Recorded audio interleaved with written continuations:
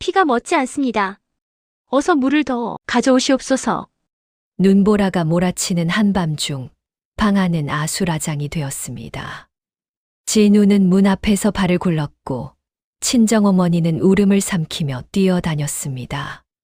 강대감은 마당에 버티고 서서 차가운 눈으로 방문을 노려보았지요. 서연의 목숨과 아이의 목숨이 모두 저 방 한 칸에 달려 있었습니다. 과연 이 긴 밤을 무사히 건널 수 있을까요? 저 방 안에서 어떤 일이 벌어지게 될는지 지금 바로 확인해 보시지요. 6070 야담에 오신 것을 환영합니다. 구독과 좋아요는 영상을 만드는데 큰 힘이 됩니다. 먼 옛날 경상도 어느 고을에 강진우라는 선비가 살았습니다. 집안은 대대로 이름 높은 양반 가문이었고 마을 사람들은 그 집 앞을 지날 때면 절로 허리를 굽혔지요. 진우의 아내 서연은 마음씨가 고운 낭자로 시어머니 홍씨 부인을 극진히 모시며 살림을 알뜰히 꾸려나갔습니다. 봄이면 장독대에 간장을 담그고 가을이면 뜰에 국화를 심어 집 안 가득 향기를 들였으니 이웃들은 저 집 며느리만 한 사람이 없다고 입을 모았습니다. 그러던 어느 가을 장날이었습니다. 황토 먼지가 자욱한 장터에는 상인들의 고함 소리와 아낙네들의 웃음소리가 뒤섞여 왁자하였지요. 서연은 광주리를 팔에 걸고 홍합과 물을 고르던 참이었습니다. 바로 그때였습니다. 종친 어른 강대감이 기름진 얼굴을 붉히며 장터 한복판에서 목청을 높였습니다. 강선비 댁은 씨가 마른 집안이야. 씨가 말랐어. 그 소리가 장터를 쩌렁쩌렁 울렸습니다. 상인들이 손을 멈추었고 아낙네들이 수군거리기 시작하였습니다. 진우는 가까운 기둥을 두 손으로 움켜쥐었으나 종친 어른 앞에서 입을 열 수가 없었습니다. 주먹만 부들부들 떨렸을 뿐이지요. 서연은 순간 바구니를 땅에 떨어뜨렸습니다. 파, 무, 홍합이 흘바닥에 굴렀습니다. 그러나 서연은 천천히 허리를 굽혀 하나하나 주워 담으며 빙그레 웃었습니다. 주변의 눈길이 모두 서연에게 쏠렸지요. 한 안악이 안쓰러운 듯 물었습니다. 낭자, 괜찮으시오? 서연이 바구니를 다독이며 태연히 답하였습니다. 허허, 닭이 먼저냐 알이 먼저냐 하지만 닭이 먼저 알을 낳지요. 때가 되면 다 됩니다요. 좌중이 잠시 웃음을 터뜨렸으나 수군거림은 오히려 더 퍼져나갔습니다. 강대감은 콧방귀를 뀌며 낡은 족보 책장을 손바닥으로 탁 두드렸습니다. 강선비, 대를 어찌하려는 게야? 다음 달 은행나무 아래에서 종친 모임을 열 것이니 그리 알게. 진우는 아무 말도 하지 못하였습니다. 바로 그때 홍씨 부인의 손목에 끼워진 옷가락지가 가을 햇살에 번뜩 빛을 뿜었습니다. 그 푸른 빛이 어찌나 날카롭던지 보는 이마다 눈이 시릴 지경이었습니다. 이때만 해도 아무도 몰랐지요. 저 가락지가 훗날 이 집안의 열쇠가 될 줄을 말입니다. 은행나무 잎이 노랗게 물들어 뚝뚝 떨어지던 날, 박 대감은 강진우의 집 안채로 거침없이 들어섰습니다. 노복들이 허둥지둥 자리를 비켜섰고 마당에는 찬 바람이 휘돌았습니다. 대청마루에 자리를 잡은 강 대감은 무릎 위에 족보를 펼쳐놓고 손가락으로 빈 칸을 꾹꾹 눌러가며 훑었습니다. 그 눈빛이 마치 칼날 같았지요. 서연은 단정히 치마를 여미고 강 대감 앞에 무릎을 꿇었습니다. 방 안에 서 있던 노복들은 하나같이 고개를 땅으로 떨구었습니다. 숨소리조차 내기 어려운 무거운 침묵이 방 안을 가득 채웠지요. 제가 물러나겠습니다. 서연의 목소리는 떨리지 않았습니다. 그러나 그 말 한마디가 얼마나 무거운 것인지 방 안의 모든 이가 알고 있었습니다. 진우는 기둥 옆에 서서 입술을 깨물었지만 끝내 아무 말도 하지 못하였습니다. 강 대감은 오히려 그 말을 듣고 기세가 올랐습니다. 족보를 손바닥으로 탁 치며 입을 열었습니다.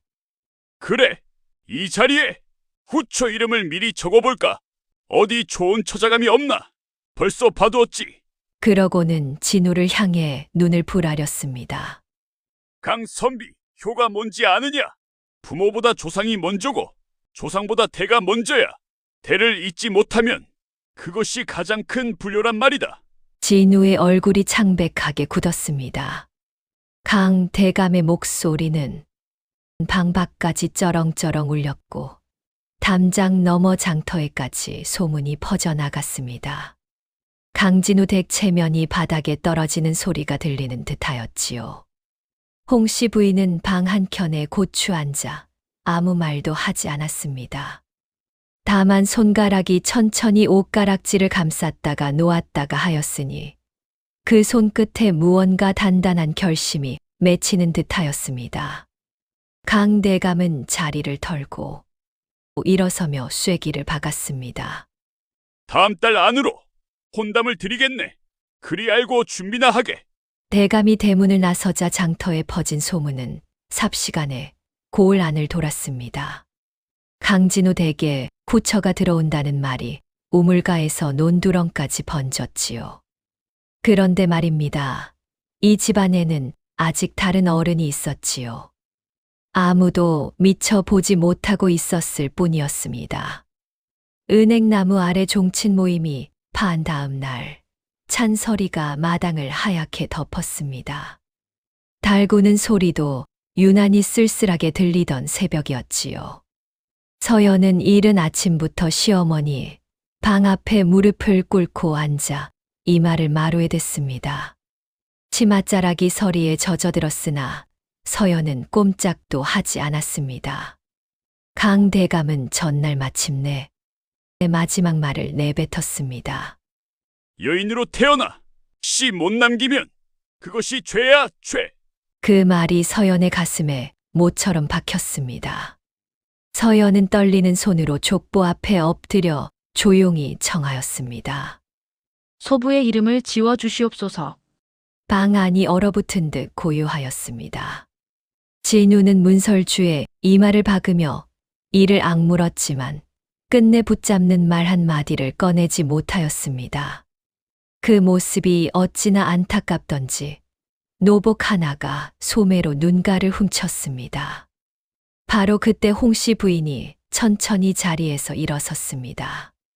부인의 목소리는 낮고 단단하였습니다. 아이 못 낳은 게 내 죄라면 그것은 내 죄이기도 하다. 방 안의 모든 이가 숨을 멈추었습니다. 홍씨 부인은 서연의 두 손을 잡아 일으키더니 안채 깊숙이 데리고 들어갔습니다. 얼마 지나지 않아 부인의 손에는 곱게 개어진 비단 저고리 한 벌과 은전이 가득 담긴 보자기가 들려 있었습니다.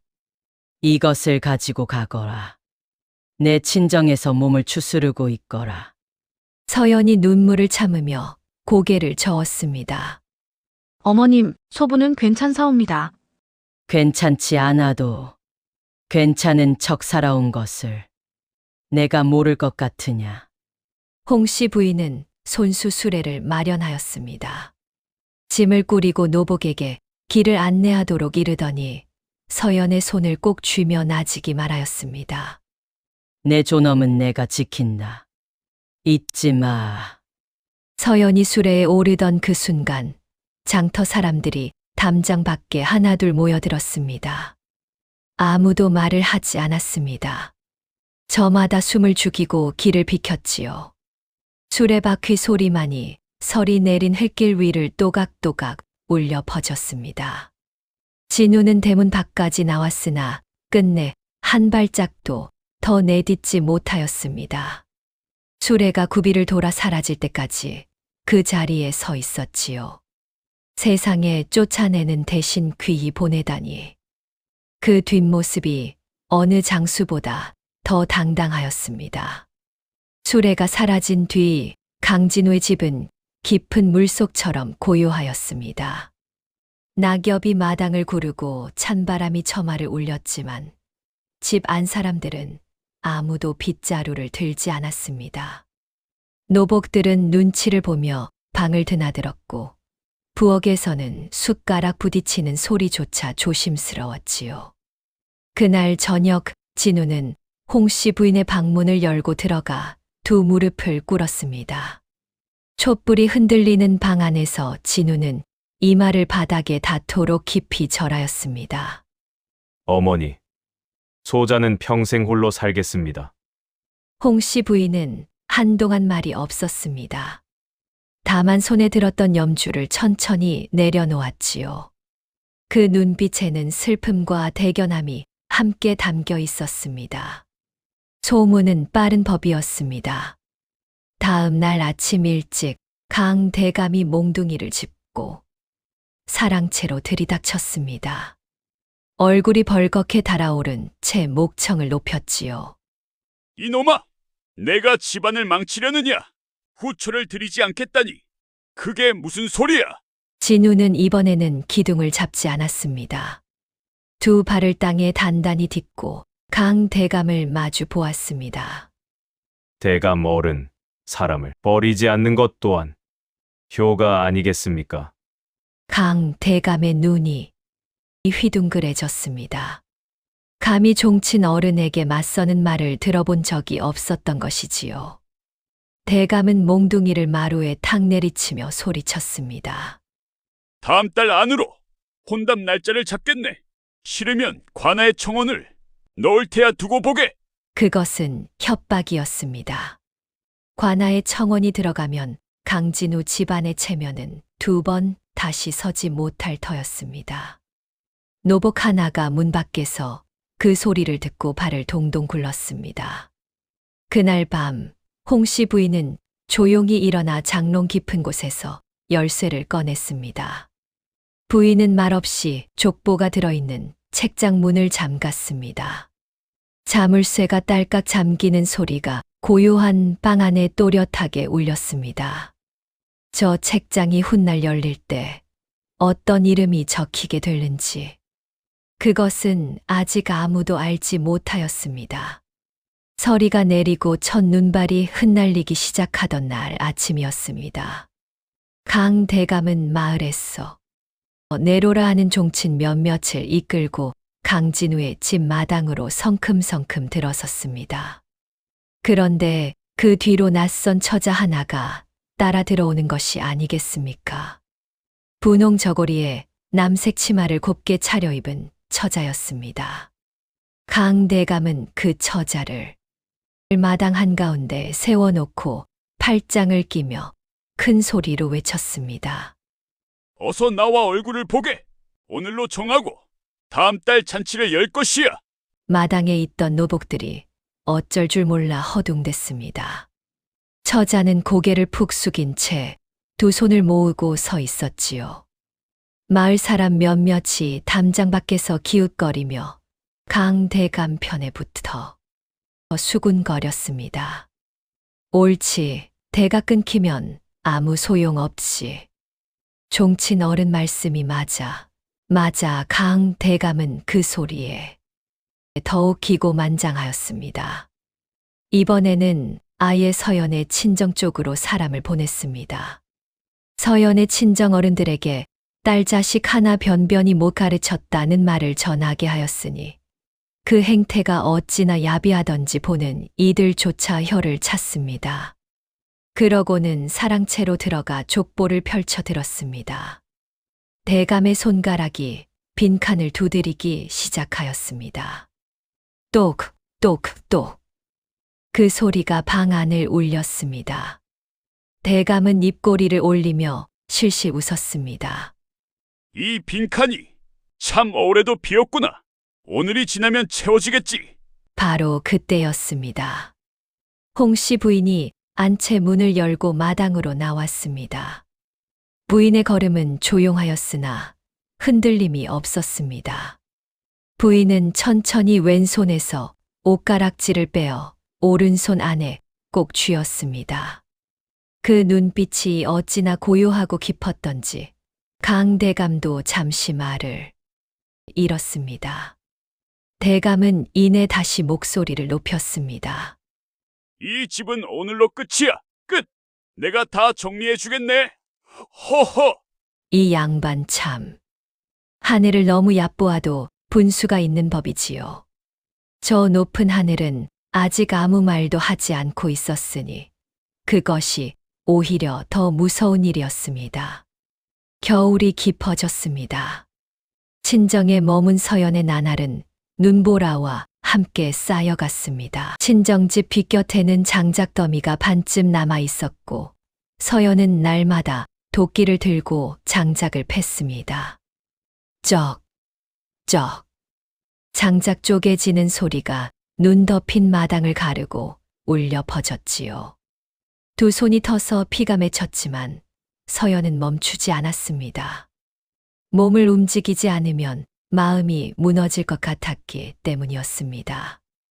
밥상 앞에서도 서연은 젓가락을 제대로 들지 못하였습니다. 친정어머니가 국그릇을 앞으로 밀어도 서연은 고개를 저었습니다. 제 탓입니다. 제가 부족하여 그리 된 것입니다. 그 말을 하루에도 몇 번씩 되뇌었습니다. 아침에도 저녁에도 잠자리에 누워서도 그 말이 머릿속을 맴돌았지요. 친정어머니는 딸의 등을 쓸어내리며 눈물을 떨구었습니다. 그 손길이 따뜻하였으나 서연의 가슴 속 차가움은 쉬이 녹지 않았습니다. 그러던 어느 날 밤이었습니다. 눈보라가 창호지를 흔들고 바람이 처마 끝을 울리던 깊은 밤, 서연은 이상한 꿈을 꾸었습니다. 흰 수건을 두른 할머니 하나가 구름 사이에서 내려왔습니다. 얼굴에 주름이 깊고 눈빛이 따뜻한 삼신할머니였지요. 할머니는 흰 수건 안에 아이 넷을 소중히 안고 있었습니다. 포동포동 살이 오른 아이 넷이 저마다 조용히 숨을 쉬고 있었습니다. 삼신할머니가 서연을 가만히 바라보며 입을 열었습니다. 때가 차면 돌아가거라. 그것뿐이었습니다. 할머니는 구름 속으로 다시 사라졌고 서연은 눈을 번쩍 떴습니다. 심장이 두근거렸습니다. 창밖에는 여전히 눈보라가 치고 있었지요. 서연은 떨리는 손으로 일어나 삼신단 앞에 무릎을 꿇었습니다. 손가락이 차가운 향에 불을 붙이자 가느다란 연기가 스르르 피어올랐습니다. 그 향 연기가 차갑고 어두운 방 안을 감싸 안았습니다. 그러나 돌아갈 용기는 아직 나지 않았습니다. 할머니의 말이 귓가에 맴돌았지만 발이 떨어지지 않았습니다. 서연은 향불 앞에 앉아 긴 밤을 그대로 버텼습니다. 바닥에서야 비로소 하늘을 본다 하였지요. 서연은 지금 막 그 바닥에 닿아 있었습니다. 홍씨 부인이 몸져 누웠다는 소문이 고을에 퍼진 것은 섣달 초순의 일이었습니다. 부인이 자리에 누운 것은 사실이었으나 그것이 꾀병인지 진짜 병인지는 부인 본인만 알고 있었지요. 의원이 다녀가고 탕약 냄새가 집안을 가득 채웠습니다. 홍씨 부인은 그 틈을 타 강 대감에게 전가를 보냈습니다. 몸이 불편하여 혼담을 당장 진행하기 어렵사옵니다. 봄까지만 미루어 주시옵소서. 강 대감은 코웃음을 쳤습니다. 그러나 병든 어른을 무시하고 혼담을 밀어붙이면 오히려 자신의 체면이 깎일 것을 알았기에 잠시 발을 묶었지요. 하지만 섣달이 지나고 정월이 가까워지자 대감은 다시 압박을 가해왔습니다. 날마다 종친 한 명씩을 보내 진우를 닥달하였고 마을 사람들에게는 봄 잔치를 기정사실처럼 흘렸습니다.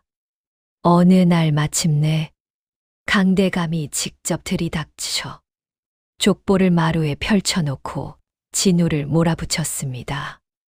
봄이 되기 전에 결정하게. 더는 기다릴 수 없어. 진우는 이를 악물었습니다. 그러고는 두 손으로 족보를 덮어 품 안에 단단히 안았습니다. 이 족보는 제가 지키겠습니다. 강 대감의 얼굴이 시뻘개졌습니다. 그러나 진우는 등을 돌렸습니다. 서연을 데리러 가겠다는 결심이 그 순간 가슴속에서 돌덩이처럼 굳어졌습니다. 그날 밤이었습니다. 집 안 깊숙한 곳 삼신단 앞에서 이상한 일이 일어났습니다. 아무도 손을 대지 않았는데 꺼져 있던 향불이 스스로 타올랐습니다. 노복 하나가 그것을 보고 기겁하여 홍씨 부인께 달려갔습니다. 부인은 자리에서 일어나 삼신단 앞에 섰습니다. 가느다랗게 피어오르는 향 연기를 오래도록 바라보던 부인은 천천히 손에서 옷가락지를 빼었습니다. 그리고 잠가두었던 족보 책장을 여러 가락지를 족보 위에 조용히 올려놓았습니다. 옷가락지의 푸른 빛이 족보의 낡은 종이 위에서 조용히 빛났습니다. 상징들이 한자리에 모인 그 순간 방 안의 공기가 달라지는 것만 같았지요. 이제야 판이 뒤집힐 채비가 되었습니다. 관아 쪽에서는 누군가의 부탁으로 산파 한 명이 미리 대기하고 있다는 소문도 들려왔습니다. 봄은 아직 멀었지만 무언가 따뜻한 기운이 이 집을 향해 천천히 다가오고 있었습니다. 정월 대보름을 사흘 앞둔 날 새벽이었습니다. 똥이 트기도 전에 강진우의 집 대문을 두드리는 소리가 요란하게 울렸습니다. 노복이 부스스 눈을 비비며 문을 열었더니 서연의 친정에서 온 심부름꾼이 숨을 헐떡이며 서 있었습니다. 그의 얼굴은 하얗게 질려 있었지요. 서연 낭자께서 쓰러지셨습니다. 어서 오시옵소서. 그 말이 채 끝나기도 전에 진우가 방에서 뛰쳐나왔습니다. 홍씨 부인도 이미 옷을 여미고 마루에 서 있었습니다. 두 사람은 말 한마디 나누지 않았습니다. 노복에게 눈짓 한 번으로 수레를 대령하게 하고는 눈길 위로 달려나갔습니다. 밤새 내린 눈이 길을 하얗게 덮고 있었습니다. 수레바퀴가 눈 속에 빠지고 말발굽이 미끄러졌지만 멈추지 않았습니다. 차가운 바람이 두 사람의 뺨을 때렸고 숨을 쉴 때마다 하얀 김이 피어올랐습니다. 진우는 술의 난간을 두 손으로 부여잡은 채 앞만 바라보았습니다. 친정집에 당도하였을 때 방 안에는 이미 의원이 와 있었습니다. 의원은 서연의 손목을 잡고 눈을 감은 채 맥을 짚고 있었습니다. 긴 침묵이 흘렀습니다. 진우는 문지방 앞에서 발을 들이지도 못하고 두 손을 모았습니다. 의원이 눈을 뜨더니 천천히 입을 열었습니다. 태기가 깊습니다. 그 한마디에 방 안에 있던 모든 이가 얼어붙었습니다. 친정어머니가 두 손으로 입을 막았고 노복들이 서로 얼굴을 바라보았습니다. 진우는 그 자리에 주저앉을 뻔하였지요. 바로 그때 담장 밖에서 강 대감의 목소리가 들려왔습니다. 소문을 듣고 달려온 것이었지요. 믿을 수 없어. 내가 직접 확인해야겠어. 홍씨 부인은 조용히 안으로 들어갔습니다. 부인은 서연의 손을 들어 옷가락지를 천천히 끼워 주었습니다. 푸른 옥빛이 서연의 여윈 손가락 위에서 따뜻하게 빛났습니다. 이것이 너를 지켜줄 것이다. 진우는 삼신단 앞에 향을 피웠습니다. 산파가 방 안을 들여다보더니 귓속말로 속삭였습니다. 맥이 예사롭지 않습니다. 하나가 아닐 수도 있사옵니다. 이제 남은 것은 밤을 건너는 일이었습니다. 길고 깊은 밤이 아직 앞에 놓여 있었지요. 그날 밤 눈보라가 다시 몰아쳤습니다. 바람이 처마를 흔들고 창호지가 덜컹거렸습니다. 등잔불이 바람에 흔들릴 때마다 방 안의 그림자들이 춤을 추듯 질렁였지요. 서연의 진통이 시작된 것은 바로 그 한밤중이었습니다. 산파가 방 안으로 들어가며 모든 일을 내보냈습니다. 진우는 방밖 마루에 무릎을 꿇고 앉아 두 손을 모았습니다. 홍씨 부인은 삼신단 앞에서 향을 다시 피우며 눈을 감았습니다. 친정어머니는 부엌에서 뜨거운 물을 길어 나르며 입술을 달싹였습니다. 강 대감은 마당 한켠에 서서 팔짱을 낀 채 콧방귀를 뀌었지만 그 눈빛은 아까보다 훨씬 불안해 보였습니다. 방 안에서 서연의 신음소리가 들려왔습니다. 깊고 고통스러운 소리였지요. 진우는 주먹으로 마루를 짚으며 이를 악물었습니다. 시간이 얼마나 흘렀는지 알 수 없었습니다. 등잔이 한 번 타다 꺼졌고 노복이 새 기름을 부어 다시 불을 밝혔습니다. 그때 산파의 다급한 목소리가 새어나왔습니다. 피가 멎지 않습니다. 어서 물을 더 가져오시옵소서. 방 안이 아수라장이 되었습니다. 친정어머니가 울음을 삼키며 뜨거운 물 대야를 들고 뛰어들었고 진우는 벌떡 일어나 문 앞까지 다가섰다가 발을 굴렀습니다. 홍씨 부인만이 삼신단 앞에서 미동도 없이 앉아 향 연기가 피어오르는 것을 지켜보았습니다. 그 향 연기가 유난히 곧고 굵게 올라갔지요. 그리고 긴 침묵이 흘렀습니다. 그 침묵을 깨뜨린 것은 아주 작고 여린 소리였습니다. 갓난아이의 울음소리였지요. 첫 울음이 터지자 마루에 있던 모든 이가 숨을 멈추었습니다.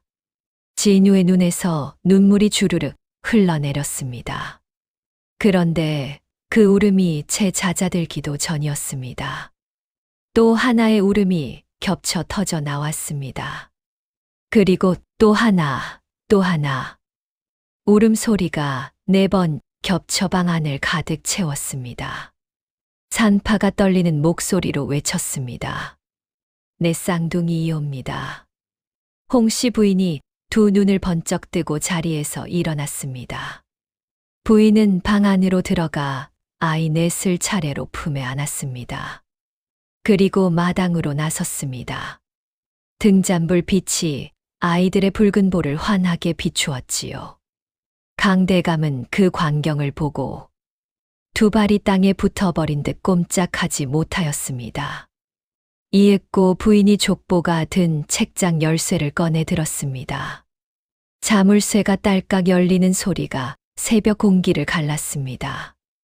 부인이 붓을 들어 족보에 내 아이의 이름을 차례로 적어 내려갔습니다. 강 대감은 그제야 천천히 무릎을 꿇었습니다. 고개가 저절로 숙여졌지요. 아까 그 빈칸을 그리도 두드리더니 이젠 넷이나 꽉 찼지요. 하늘이 하시는 일은 사람이 어찌할 수 없는 법이었습니다. 내 쌍둥이의 울음소리가 친정집을 가득 채운 그 새벽 하늘이 서서히 밝아오기 시작하였습니다. 눈보라는 어느새 잦아들었고 구름 사이로 여린 햇살이 비쳐 눈 쌓인 지붕을 은빛으로 물들였습니다. 밤새 그토록 사납던 바람도 숨을 죽인 듯 고요하였지요.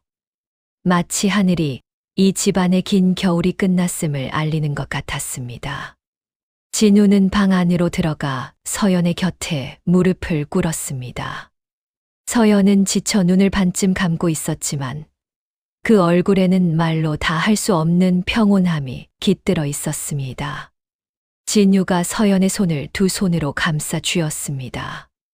손이 차가웠습니다. 진우는 그 손을 꼭 쥔 채 나지기 말하였습니다. 놓지 않길. 잘했소. 서연이 천천히 눈을 떴습니다. 두 사람은 한동안 말없이 서로를 바라보았습니다. 그 눈빛 속에 지나온 모든 시간이 담겨 있었지요. 긴 설명도 긴 위로도 필요하지 않았습니다. 홍씨 부인이 아이 넷을 노복에게 맡기고 방으로 들어왔습니다. 부인은 서연 앞에 앉더니 며느리를 두 팔로 끌어안았습니다. 평소 말이 많지 않던 부인의 눈에서 눈물이 흘러내렸습니다. 서연도 시어머니의 등에 얼굴을 묻고 소리 없이 울었습니다. 두 사람의 어깨가 함께 들썩였지요. 그로부터 사흘 뒤 강 대감이 잔치상을 차려 집으로 찾아왔습니다. 갖가지 음식이 소반 위에 가득하였고 대감은 마당 한가운데 서서 헛기침을 몇 번 하더니 고개를 숙였습니다. 내가 너무 서둘렀네. 미안하이. 짧은 말이었지만 그것으로 충분하였습니다. 진우는 조용히 고개를 숙여 답례하였고 홍씨 부인은 잔치상 앞에 자리를 내어주었습니다. 삼신단의 향불이 그날도 고요히 타올랐습니다. 바람 한 점 없는데도 향 연기가 가느다랗게 피어올라 천장 쪽으로 곧게 뻗었지요. 서연의 손가락에서 옷가락지가 따뜻하게 빛났습니다.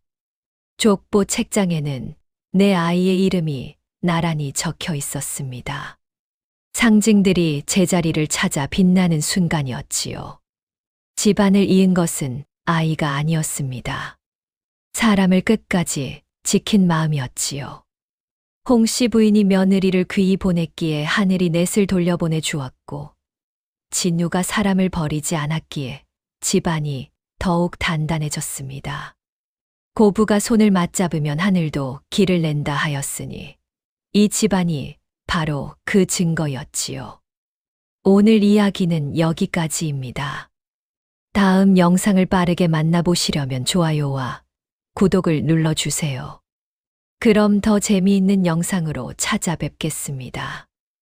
모두 행복한 하루 보내세요. 명심보감에 이르기를 사람을 사랑하면 사람이 항상 그를 사랑하고 사람을 공경하면 사람이 항상 그를 공경한다 하였습니다. 홍씨 부인은 며느리를 쫓지 않고 귀히 보냈으며 진우는 사람을 버리지 않는 것이 진정한 효라 믿었습니다. 그 마음이 하늘을 움직여 내 생명을 이 집안에 보내주었지요. 집안의 대를 잇는 것은 권세나 강압이 아니라 사람을 사람으로 대하는 따뜻한 마음이었습니다. 오늘 이 이야기가 여러분의 가슴에 작은 온기로 남기를 바랍니다.